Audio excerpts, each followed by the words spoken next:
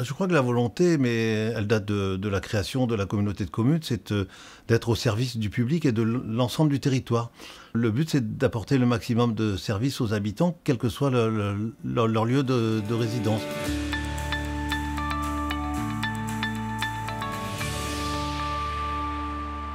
Je crois que la particularité de ce mandat, c'est que ça a été surtout un mandat de transition, justement, par cette évolution des compétences. Donc celle qui a été la plus conséquente, ça a été évidemment le transfert des compétences eau et assainissement, qui était géré directement par les communes, ou par la ville de Lesneven, pour les communes périphériques, comme le Folgoat également. C'était d'en faire une entité. Donc ça a été acté au 1er janvier 2020. Ça, c'est un des exemples. Un autre également, ça a été la prise en compte des aires d'accueil des gens du voyage en compétences communautaires, en lien avec Lesneven, parce que c'était la seule qui avait une aire d'accueil permanente.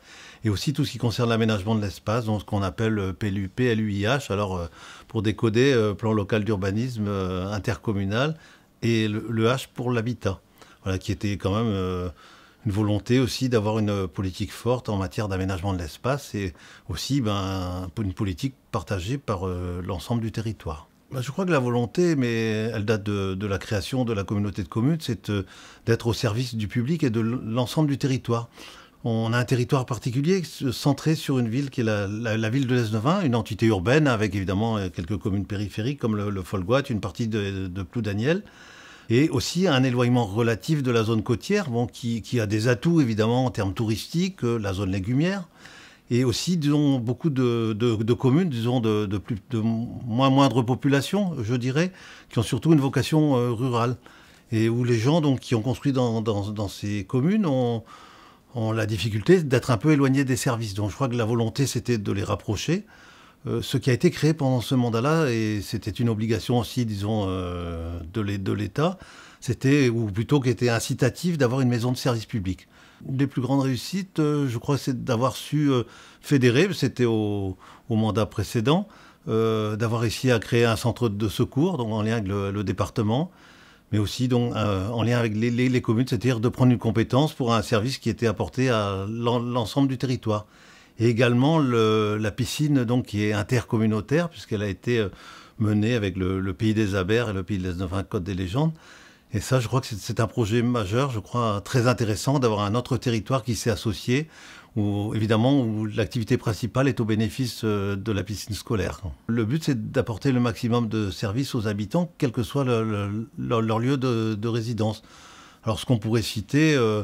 dans le domaine très social, donc la banque alimentaire, qui a été créée depuis déjà de nombreuses années et qui malheureusement est très sollicitée. Également, donc, la communauté de communes qui avait une compétence qui, elle, n'était pas obligatoire, mais qui est la compétence enfance-jeunesse, donc qui a joué un rôle très fédérateur sur le territoire avec l'ensemble des entités donc, du territoire, le centre socio-culturel, également famille rurale donc, qui exerce sur Guissény, Plouider, Ploudaniel, Les Pales, qui mènent des actions donc, en faveur de la jeunesse.